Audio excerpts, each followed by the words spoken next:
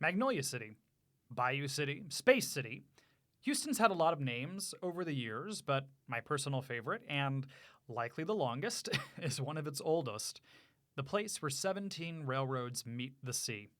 Today on Gulf Streams, we're discussing Houston's environmental and urban history. Why is Houston where it is? How did it get here? Why did it build out the way it did? And knowing that, where should we go from here? I'm Weston Twardowski, an instructor in Rice University's Environmental Studies program and the program manager of the Diluvial Houston Initiative, and you're listening to Gulf Streams on KPFT Houston, where we talk with leading experts and community leaders to better understand the environmental problems and potential solutions facing our community.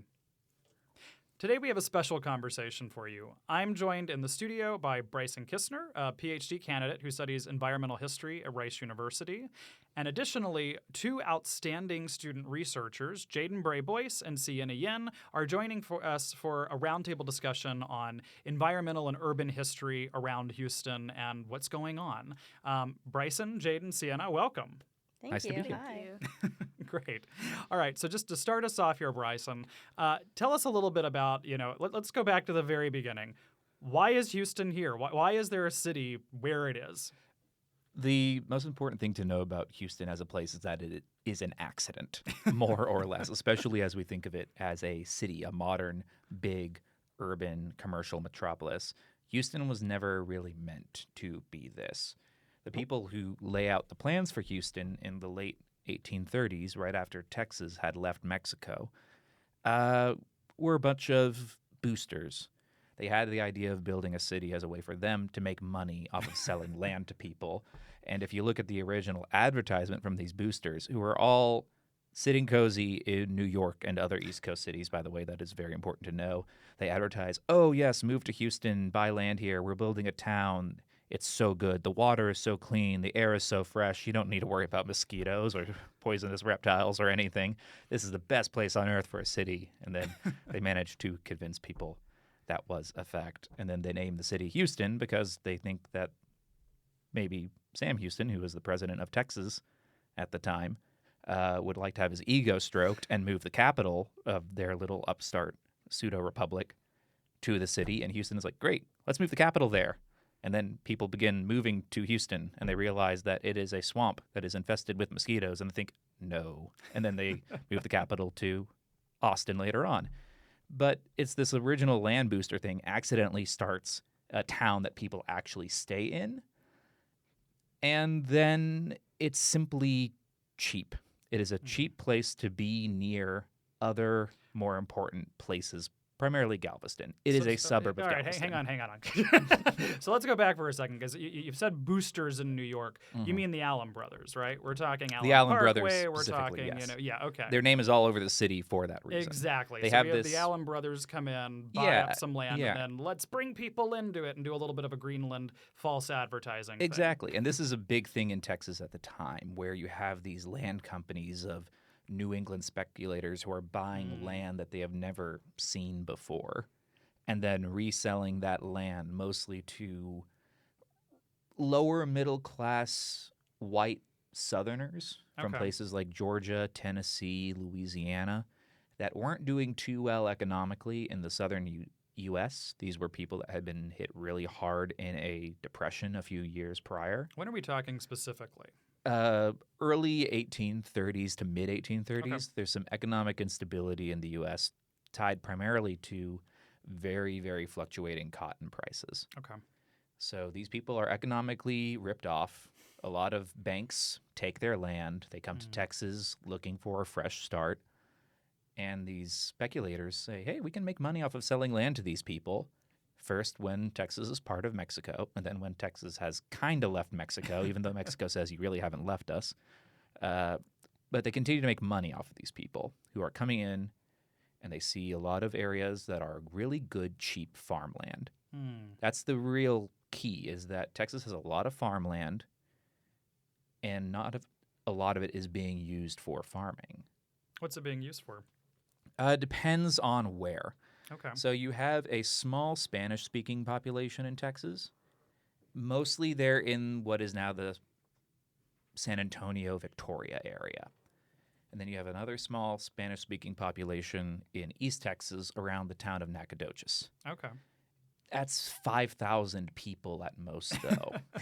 So we're still talking very frontier out here. Very, yeah. That's the term they would use it. Mexico and Spain before it referred to Texas as frontera.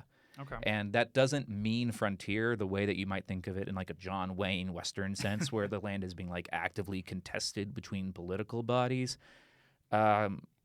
For Spain and Mexico as its successor state, the frontera was a line to be held. And you didn't want to really work that hard to advance the line because anything past that line wasn't worth advancing into by their way of thinking. Great. I think that we should also, I want to push back at my own word that I used in frontier, particularly because I want to push back further in history. This is very Houston as the American city. We think of it Houston history, but there's a lot of history before that. This has not been a place that simply came into being when people started parceling it up. So what happened? What existed in Houston prior to this? I was about to mention Carancua and other. I'm sure, yeah. Good. I teed you up well. Jump in. Oh, okay. So we're talking about this line that Spain and then Mexico view, and they perceive this line as being thin. That is a very accurate way of looking at it, because on one side of the line you have what line are you talking this about? frontera. Okay. Which essentially it's a line that goes from like Laredo to San Antonio to Nacogdoches over to a town in Louisiana called Natchitoches. And you've got these 5,000 Spanish speakers, people that would later become known as Tejanos on the Mexico-Spain side of the line.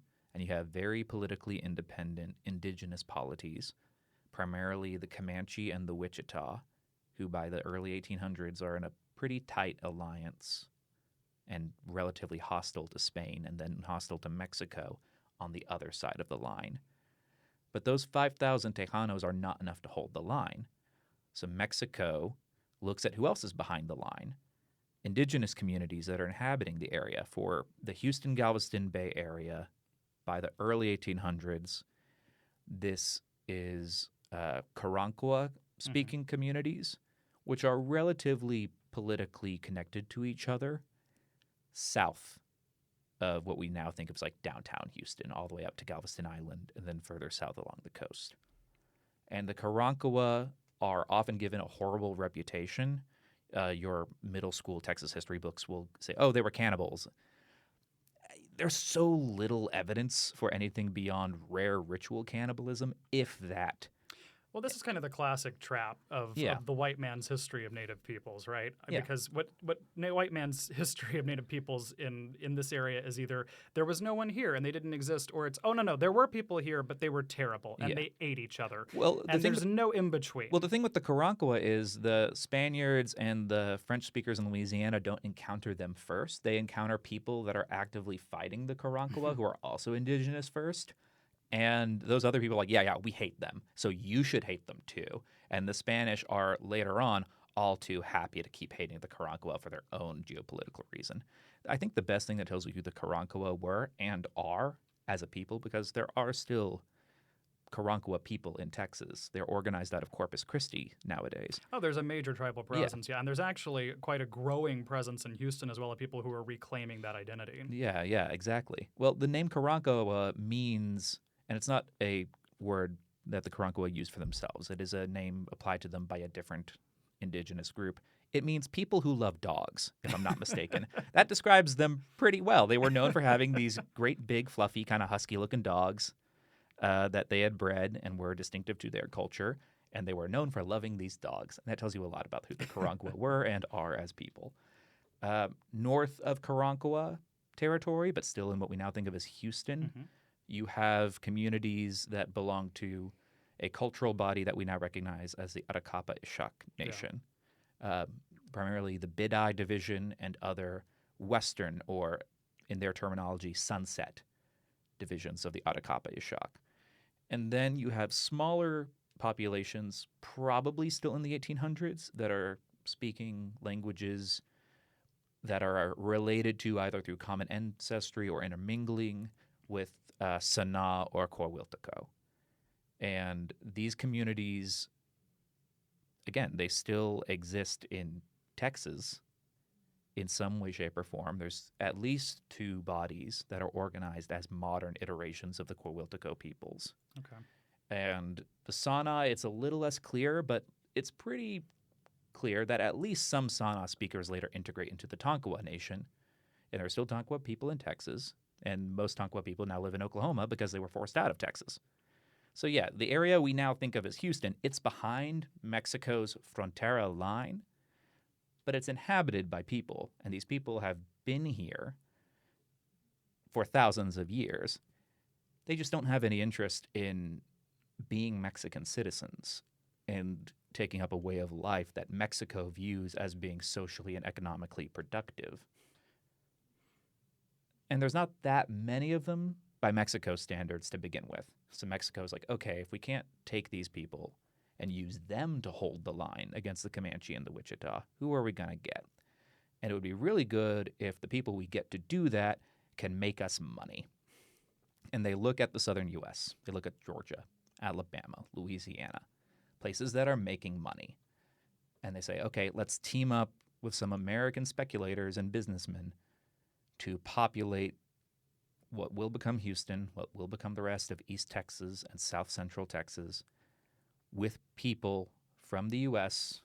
or from parts of Western and Northern Europe, and we'll get them to come here. They will help us hold the line in Texas, and they'll make money for us. And they'll make money for us by doing what they did in Georgia and Louisiana and Alabama and Tennessee, and that is by commercial agriculture. And I was going to say, the thing I'm thinking here is big cash crops. What do these It's states big have in cash common? crops, and that cash crop is primarily cotton. Mhm. There are people who are thinking maybe someday we'll experiment with like indigo or sugar cane, but it is It's cotton. interesting, yeah, because I mean, I think Louisiana and the cash crop, there's really sugar far earlier than it. Yeah. The Texas coast is very accurately perceived as not being as good for Mhm. commercial sugarcane agriculture by Mexico and by the North American Anglophones, Mhm. both the settlers and the business people that are making money as the intermediaries. The southern half of Louisiana is just this big mass of mud, and sugarcane does really well there. South Louisiana gets horrifically wealthy in the most horrific way off of sugar, because I mean, sugar is the most dangerous of the slavery plantation crops. Yeah. It is a horrific work process. It is very dangerous. One of the reasons they rely on enslaved labor is simply because you cannot pay people enough to do this work. Yeah, it's a really inhuman process. I would suggest for anybody who happens to be going to New Orleans or the area in the next ever, you should go to the Whitney Plantation. It Mhm. really does a remarkable job of walking you through the process of life for enslaved peoples on a sugarcane Yeah. plantation. Really, yeah, it is gruesome. Mhm. It'll be a long time before there is a profitable sugar economy in Texas. So, what kind of profitable economy are we? So, all right. Let's get our timeline back Yeah. together a little bit. I will say, Bryson, you're a historian whose expertise runs kind of between Texas and Louisiana. Yeah, my research specialty is the river that is now the border between Texas and Louisiana. So right smack dab in the middle of it. And some of the reason we're talking so regionally, though, is also there are really important regional things Yeah. happening here. When we're talking about this early history, the borders are far less defined. There's a lot more bleed on where these areas are and who's moving between them. So back to the Allen brothers and our more Yes. familiar founding of Houston. So what is the cash crop that the Allen brothers are interested in here? It is cotton. Cotton requires very, very little investment when you compare it to something like sugar, because it is much cheaper to process. It is much cheaper to grow. You don't need as much mud as you need to grow sugarcane. It'll grow in much more of Texas. It'll grow cheaper in Are Texas. you telling me we don't have enough mud in Houston? I mean, if you compare us to New Orleans and Baton Rouge. Okay, but Yeah. still, on the list of problems I have with Houston, lack of mud has not been on the list before. But you're getting to something important, which is Houston isn't actually good for cotton. It's Okay, all really right. bad for cotton. The Allen brothers aren't selling Houston as a place to grow cotton. They're selling Houston as a place to process cotton. Okay. So the idea is that people living further inland from Houston on land that is drier, they themselves or the people that they have enslaved and therefore exploit will be the ones producing cotton further inland. Then you will take it to Houston, which is where the dry land meets the muddy land of the coasts. And you put Houston where it is because it is on that divide between the muddy coast and the drier, more agriculturally productive inland areas. And it's at the very edge of the wet, muddy, malarial coastlines because people don't actually want to live on the coast. They want to live as far away from the coast as possible. But if you put Houston on that dividing line, you can gather up all the cotton that is being grown further inland, and then you can put it on a wagon, or you can put it on a small boat, and that boat will go up and down Buffalo Bayou. Later on, you can put it on a train. Okay, this is what I wanted to get to, Yeah. right? Like we are sitting here and we finally hit on, you've got the processing, and I'm already like tuning in, like, all right, we've got the ship channel, we've got, all right, Houston as processor is very much how we think of this city. Yes. So yeah, let's skip ahead a little in time and jump to when does Houston start to explode? When does it start to grow? Because I will, foreshadow. You said railroad, and I got very excited. Yeah. So you see railroads beginning to come to Houston right before the American Civil War. Okay. And those railroads are not going to the big southern cities that we think of, even by that time period, which would have been New Orleans, Chattanooga, Atlanta, Savannah. They're all going to Galveston. And they're going from little towns that are growing cotton all across southeast Texas, and they're funneling that cotton to Houston. And then there's basically a direct line from Houston to Galveston, either by train or by boat if you're going up and down Buffalo Bayou into Galveston Bay. And you take that cotton and you put it on a boat in Galveston Harbor, and from there you can take it to New Orleans or New York or all the way to Liverpool, where it will be processed into cloth. And that cloth will then be shipped all over the world, all over Europe, North America, Latin America, even as far away as China.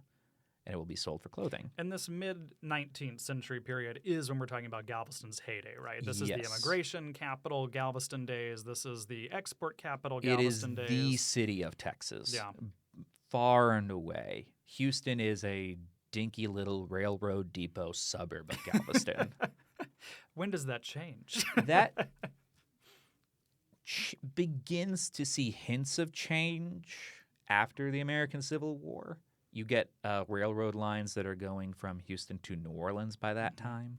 So Galveston no longer has a monopoly on Houston business, and people in Houston are free to... There's also resistance in Galveston from Yeah. building railroads. It's not something they No, want. Galveston wants to maintain its chokehold Yeah. on the economy of Texas. And Houston is kind of playing New Orleans and Galveston off against each other in the late 1800s.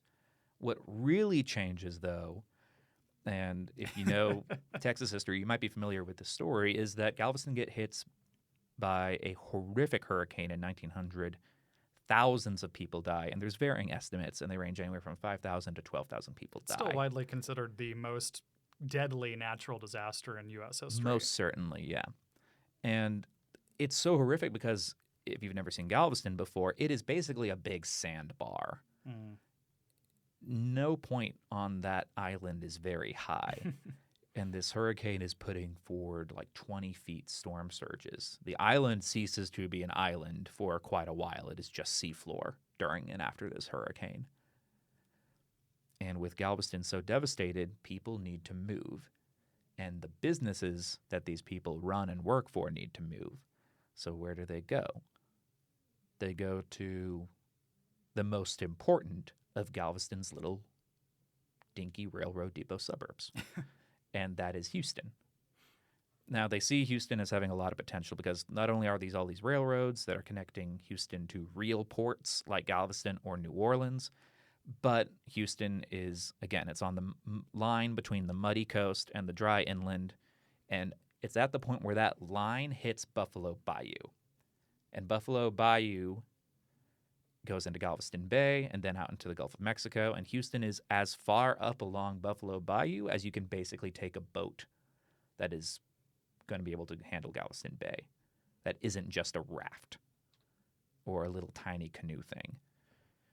So people flood into the city, and the city then has to play catch up. And that's what I mean when I said earlier that Houston is really an accident.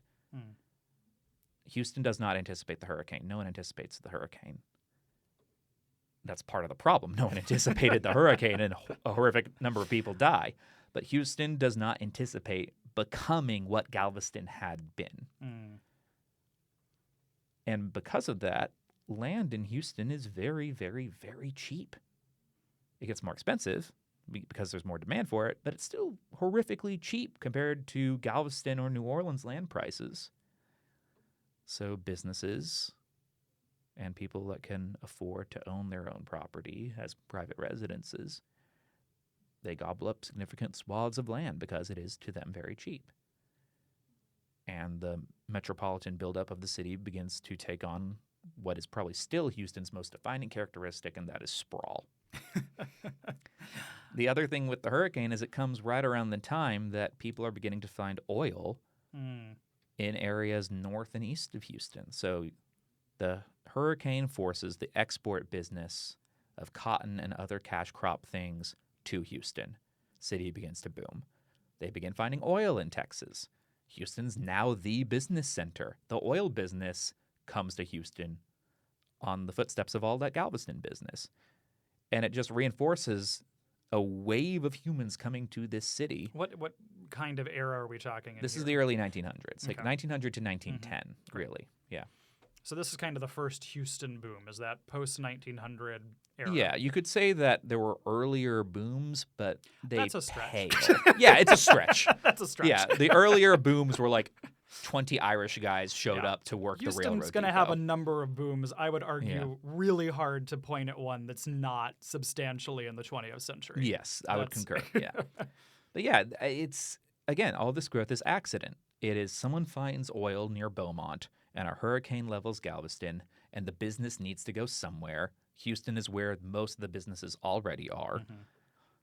And it becomes this kind of gravity effect. You know, if a star system is like collecting asteroids or rogue planets into itself out in space, the collective weight of that star system grows. As the collective weight grows, its gravity well will grow, and more things will get sucked in. And then the gravity well grows again, and then the more things get sucked in. And it's not planned. Houston has never been planned at any given time. You look at old pictures of Houston right after this boom, like bird's eye, whether it's by a sketch artist or an early photograph. There's some fun pictures of Rice University where we are right now that were made right after World War I by some dudes just flying around in a plane with a camera. And we think of Rice nowadays as kind of being, we're not downtown Houston, but we're downtown Houston, right? We're kind of in the middle of everything. I mean, we got the medical center on one side, Midtown on another side. It's the center of this city in many ways, in part because no one actually goes downtown for anything except Astros games. But you look at these early photos and depictions of Houston from above, and Rice is in the middle of nowhere. We are surrounded by fields on all sides, and those fields had been, well, it was too muddy to plant cotton, really, so maybe you could do some rice. Rice has begun taking off in Texas by this time. A lot of it's pasture land because it's just grass, and people let their cows eat the grass. Which is important, actually, because I do want to pause and note, you know, the fact that there are vast tracts of what we think of now as Houston that were rice paddies, which are literally flood zones, right? Yeah. These are areas that are meant to be flooded, and so when we think, you know, when we turn to environmental history as a way of understanding our present, when we think through these various issues that are facing the city today, front of mind post-Harvey for a lot of Houstonians remains flooding. Yeah. Certainly, we just had the hottest summer on record. Certainly, there are other threats that are happening right now that we've been talking about for the last few weeks. But flooding is still a top-line issue for most people. And recognizing that, with the exception of the Heights, which is called the Heights because it's 23 feet above everything else, this is a city that's pretty flat and in many places well designed for flooding. It's not surprising that Houston and many pockets of Houston, they're literally engineered to flood, and we're fighting this kind of long land history and need to be hyper aware of it when we talk about the sprawl, which I think most people are vaguely familiar with. But you want to throw out a definition for sprawl? Yes, but I want to touch on one thing first, which is what you talked about, design, which is very true. Between the Allen brothers first selling people on the idea of moving here to this and building a little railroad depot for Galveston, and that first boom, that landscape's natural predilection for flooding had been reinforced, especially in the late 1800s after the Civil War when people really begin planting rice. They see that this area is prone to flooding, and they're like, okay, how can we make it flood more effectively?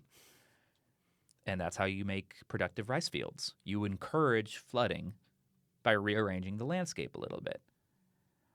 So when the boom happens and people begin gobbling up cheap land, some of that land is going to be rice paddy, and they don't bother undoing the work that rice farmers had done before. And that predilection towards flooding remains in the landscape. And it remains in the property values, And it right? remains in the property It's something value. that we think about today very much is if we look at where's the cheap housing in Houston, it's in land that we tend to know has historically flooded, which, again, Harvey is a benchmark for the city. Pre-Harvey, we can look at Kinder Survey annual reports about how people feel on these issues, and we see, far less concern about moving into areas that are known to repeatedly flood, whereas post-Harvey, those numbers have changed dramatically and have actually remained pretty overwhelmingly. Folks are opposed to continually repurchasing homes in areas we know are repeat flooding areas. Back to your earlier note, though, so sprawl. What is sprawl? Sprawl's like profanity. You know it when you see it. It is just this urban design flaw where you simply keep building out and out and out and out. Now, some people in Houston are going to take that flaw word as fighting words there. Well, Bryson. when the sprawl goes straight into a former rice paddy that is still designed to flood seasonally every spring, that's a flaw. It's but the function of sprawl is to take advantage of how cheap land is. Like, this is the early 1900s. People are 1 or 2 generations removed from farming in almost every case. And it's still a society that measures wealth and the display of wealth through real estate. So when you have people that have open land and they want to build a nice house to show off how good they have it, they're going to buy a lot of land. And when they buy a lot of land, their neighbor is going to buy a lot of land. And the neighbor after them is going to buy a lot of land. And the neighbor after them is going to buy a lot of land. And as Houston grows, the land values don't really change that much when you measure for things like inflation. In terms of it never becomes cost prohibitive not to sprawl in Houston. Jadyn, I can see you have a question. Why don't you hop in there? Well, would you say for in future land developments around Houston, do you think there'd be more efforts put in place to mitigate, say lower income communities to affluent communities, or will it keep going on the same path that it's been going which is involving Houston's privatized politics? As I've said to undergrads that I teach, I tend to be a glass half empty person Okay. when looking at the things I look at professionally. And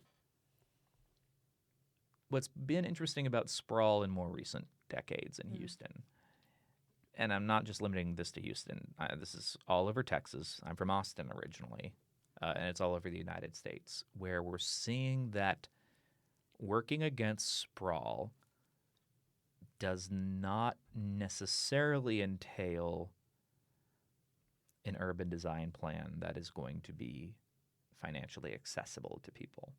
And what do I mean by that? Yeah. We talked a lot about like corporate inflation and Mm-hmm. how that is playing a role in like how expensive eggs are at H-E-B or Kroger or wherever you do your groceries. Well, we've seen that in real estate ever since the 2008 crisis, much more so, especially in Texas. And unless you incentivize real estate development, it doesn't matter, because we can talk about the perceptions of customers, real estate customers, on land and flooding and what they want to see in this city regarding land use, regarding the relationship between sprawl and flooding. But perhaps more so than any other market, real estate is one where the supply side has a horrific amount of power over the customer.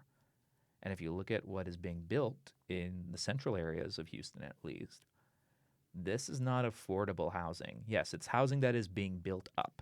These are apartments that can fit hundreds of people, hundreds of families even, within their walls. And you might look at that at first and think, oh, this is a great way to combat sprawl. We're building up oftentimes in slightly higher areas, and maybe we can move people out of the floodplains. Then you look inside of these apartment buildings. These are not meant to be affordable. These are meant to be what they call luxury apartments, which means that they are overpriced even for the middle-class people that work in finance downtown or in medical stuff down in the medical center. And if they're overpriced for those people that have to buy these apartments, or more often than not rent these apartments because they don't have any other options that are feasible for them, they're certainly not available to people that are blue collar, that are working class, the people that are in those floodplains to begin with in Houston's current makeup. This gets into a problem that we often refer to as the missing middle, right? Yeah. In urban planning, where we think of, and to be fair, Houston has done some things that are really actually quite exciting. Houston, and I think you have questions about zoning that we might get to in a moment, but right, Houston's lack of zoning, which we can complicate because Houston has plenty of regulations and rules that wind up enforcing some of the worst habits of zoning while leaving out the protections that zoning can actually afford to communities. In particular here, some of the issues that I'm thinking about specifically are, zoning actually can afford protections by saying, no, you can't build an industrial plant directly in the backyard of local community members. There need to be distances for processing of chemicals. In particular, a major issue we've been seeing a lot of activists talk out about and address, and Emily Foxhall, who used to be at the Houston Chronicle, is currently at the Texas Tribune, did some really good coverage on this about a year ago, is an issue called concrete batch plants, right? And we'll definitely talk about that in a future episode.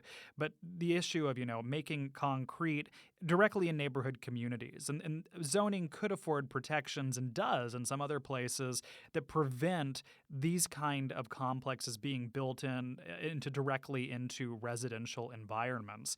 Now, the flip side of zoning, and Houston still by and large opposes zoning, and I think with good reason, is zoning can be far too overly restrictive. We can look at zoning.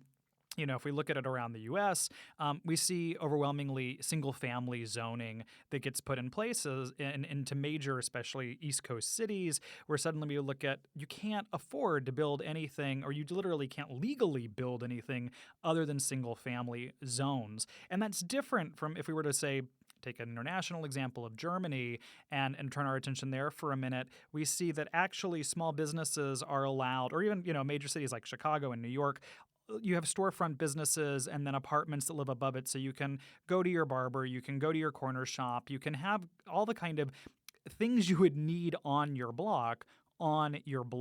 It also, if we look at both these foreign and domestic kind of other big city models, we see where there's a multitude of types of homes that are allowed. So we can have duplexes, we can have triplexes, we can have, that's what we mean by that missing middle, these other styles of housing that allow for more residents in denser areas while still preserving a lot of that character. If you look at places like Chicago, there are some really wonderful row houses where everybody has their own home. They have a huge amount of character. You even have, small backyards. And so you get this really wonderful kind of neighborhood feeling, but you're also looking at far denser environments. And those are cases where zoning can be really, really effectively leveraged.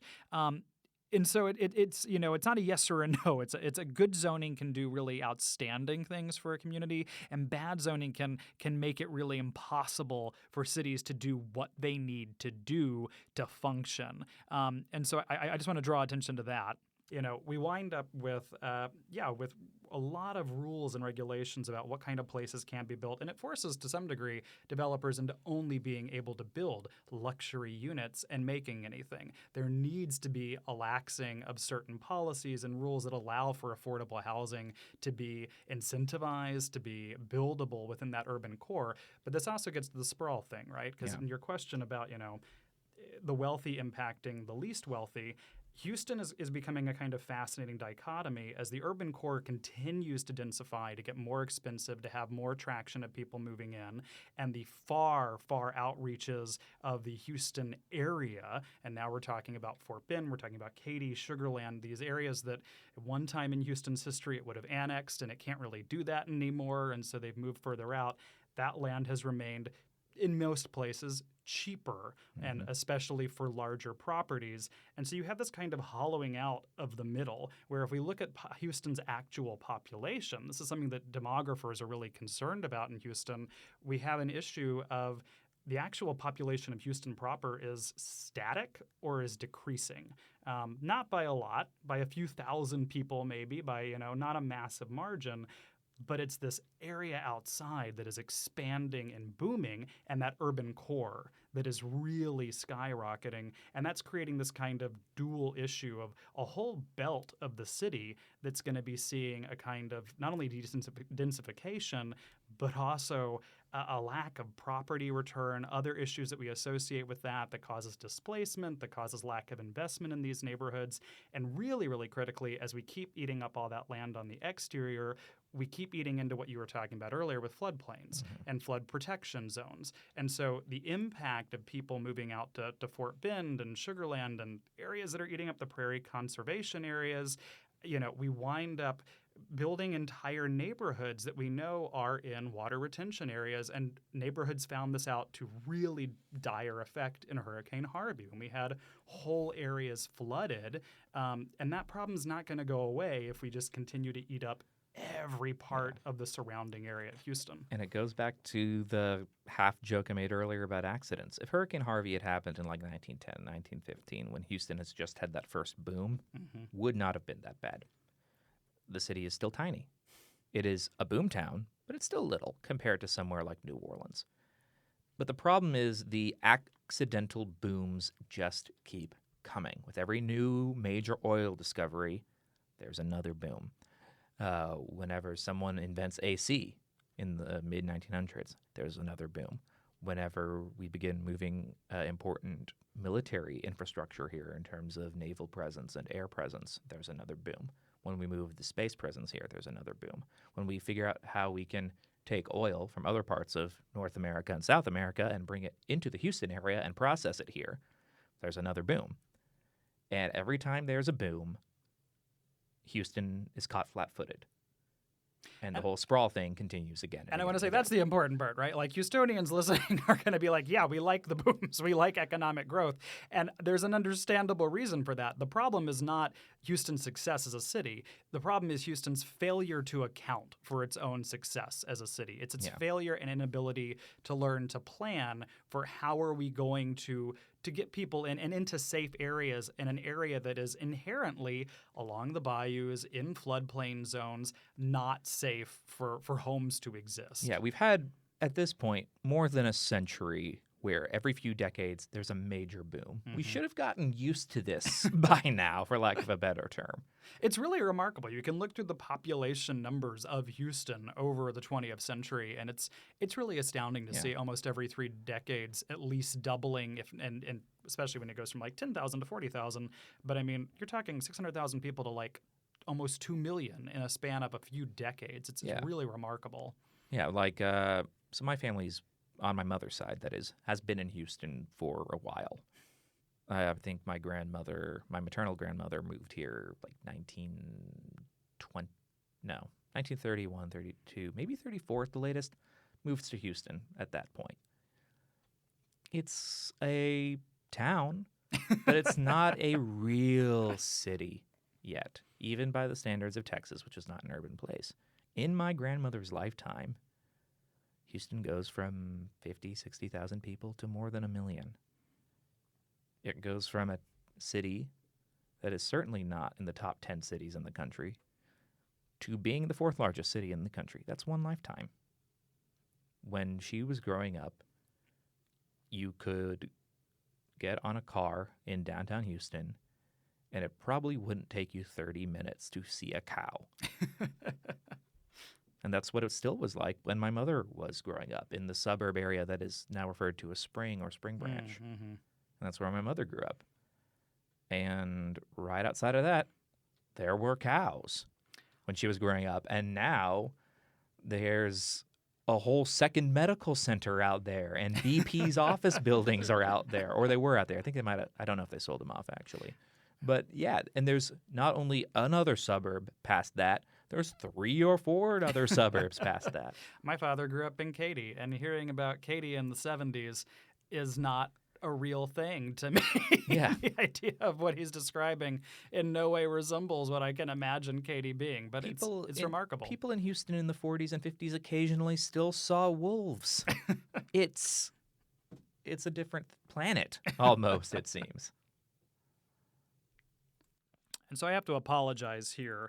Our recording equipment actually cut out at this point, and so we lost the tail end of this conversation. But I want to go over some of the questions that were asked. One of our researchers asked a really great question about the future of Metro, and thinking specifically about these rail histories and how they've impacted the formation of the city. And so we got into a conversation talking about various forms of getting around Houston and how we move through the city, and that brought up things like the historic nature of the railroad, but also the current light rail and where Metro is going, which I will freely own. Bryson and I were pretty enthusiastic about Metro and walkability in Houston in general, really noting that comparatively parts of the city can be rate quite well on walkability. That the Houston Metro system has done really remarkable work, for not having the kind of any Metro office in the country will tell you they don't have enough money for what they need to be doing.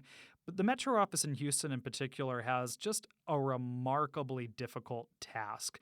When we think about just the size and the scale of Houston in particular, we're talking about the ninth largest geographic area for a city in the country, and that's counting places like Juneau and Sitka that have respectively 8,000 people and 30,000 people living in them. And so, of course, these Alaskan cities, consume vast tracts of space, but they're also very, very small. And so they aren't good comparisons. For Houston and for how large Houston is, it's really a remarkable task that Metro has to put together.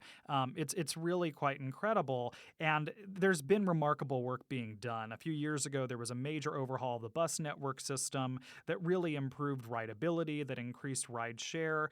Metro has been a leader in many arenas, such as putting in electric buses, which is really, really critical from an air pollution standpoint, as well as from, dealing with carbon issues. And so I think Metro has actually been doing some fantastic work, especially given the limited resources they're operating with. At the same time, I was at one point saying I'm a cultural urbanist. I think about urban environments and culture. And so, this is a cultural shift that needs to happen to some degree. When students particularly speak to me about, why doesn't Metro do this or why can't Metro do that? Metro is set up in a way that is primarily rooted to taking people to and from work. It runs every 15 minutes during the week, and on the weekends every half hour, right? And if you don't have a vehicle, if you're living in the city and you need to get from place to place, presumably you actually want to go places on the weekend. Your life doesn't just shut down. And so the idea that public transit should only exist as a means of getting to work is really troubling. At the same time, when we think about walkability, we see a real desire for both walkability and public transit, which absolutely go together.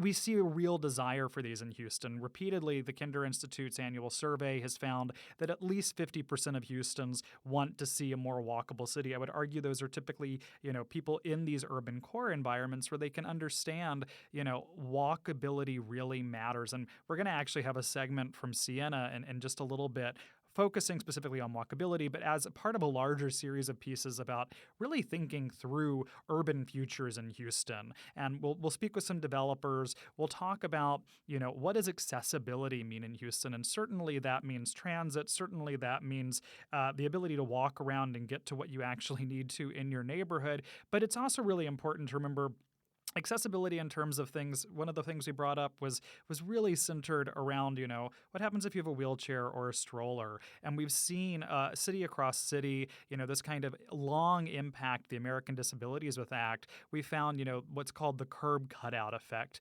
which is when you have to put in a curb cutout for folks who predominantly use wheelchairs, was really why this was first instituted. It benefits those with strollers. It benefits those pushing a trolley of goods up. It benefits those of us who just don't want to take a step off on a sharp step. And so actually making our cities more accessible for everyone makes them better places for all of us as well. And so in this string of conversations around accessibility and how we walk around places, it's really important to think about public transit as well and the histories of Houston, where what used to be a streetcar suburb, which used to be how we would get in and out of town, was the Heights. The Heights, Montrose, these were the streetcar suburbs of days past. Now we have park and rides out to Fort Bend, to Katy, to the Woodlands. And that's not a critique. That's not saying these are wrong. It's saying we need to address how do we think of transit getting to these people to where they need to go, especially in a place like Houston that is complex with a kind of urban core downtown that we all think of, but then also other urban cores that have found, we often refer to as Houston as a city of three downtowns, that there's the medical center and there's also the Galleria area uptown. And that makes it very complex from a metro standpoint.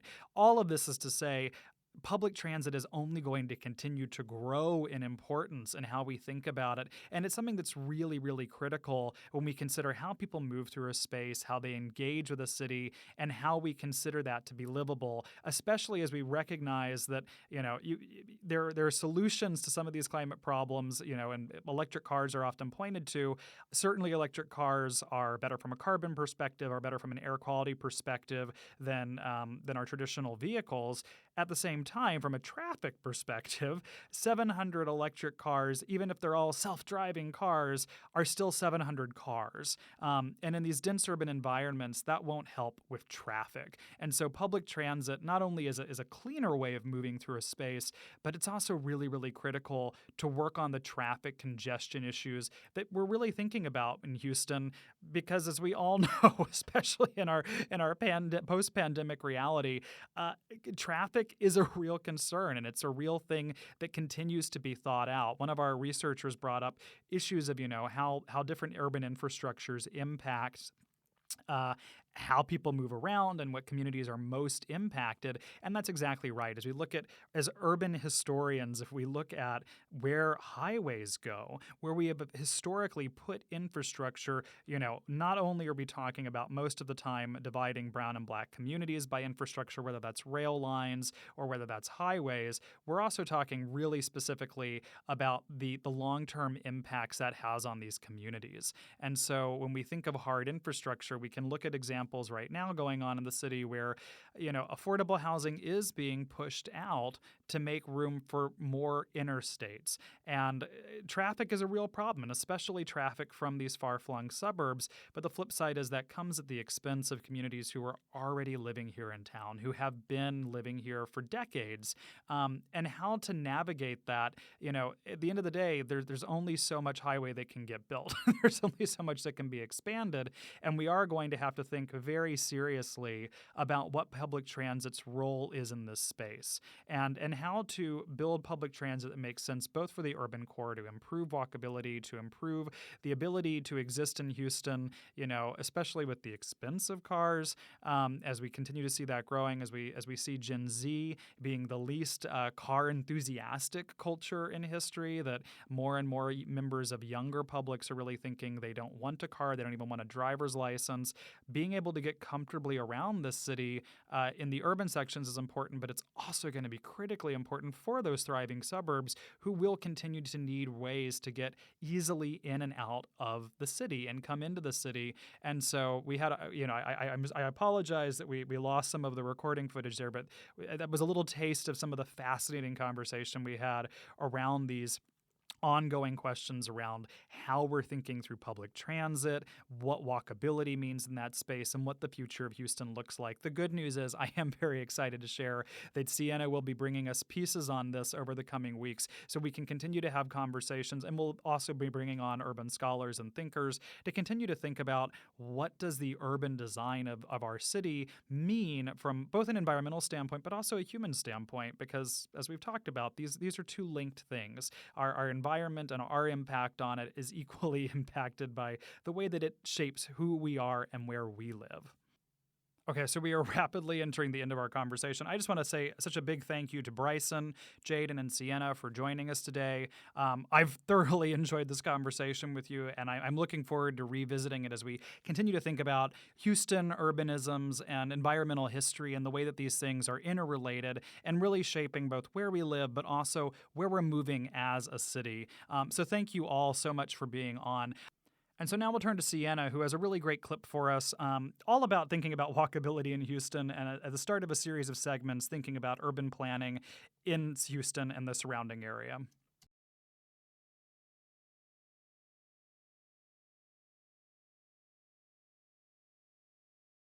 Thanks, Siena. And now we'll turn over to Jadyn, who will talk to us about how you can get involved around Houston this week. To sign up, and there are also a limited number of spots available, so head on over there now if you're interested. If you're looking for something over in the Galveston area, the Sweetwater Survey is a great way to monitor bird populations, migration patterns, habitats, and the overall health of the Galveston Bay. This takes place on the first Tuesday of every month from 7 a.m. to 9 a.m. If you're interested, go to the Texas Master Naturalist website, select the Galveston chapter, and then contact Davis Clay for more information. Lastly, on the same website, you'll find the Pine Gully Bird Survey. Part of Houston's Audubon mission is to promote bird awareness and protection. You can help increase protection for these birds by observing various patterns seen in the birds in the Galveston area. If you're interested, it is the first Saturday of the month from 9 a.m. to 11:30 a.m. Click the link on the website to speak with someone regarding volunteering. Hopefully one of these opportunities will encourage you to take the leap and volunteer in your community this week. Thanks, Jadyn. Up next time on Gulf Streams, the Port of Houston expansion, also known as Project 11. If you have questions or ideas for what you'd like featured on Gulf Streams, leave me a voicemail at 713-348-4081. That's 713-348-4081. Or email me at westont@rice.edu. Gulf Streams is a co-production of KPFT Houston and Rice's Center for Environmental Studies, with support from the Andrew W. Mellon Foundation and the Rice Sustainability Institute's Eco Studio. Produced by Weston Twardowski, co-produced by Joseph Campana, audio engineer Rico Enriquez, research support provided by Jadyn Bray-Boyce and Siena Yiin. Stay tuned for the R&R Show with Ronnie Renfro and Tom Richards here on KPFT Houston.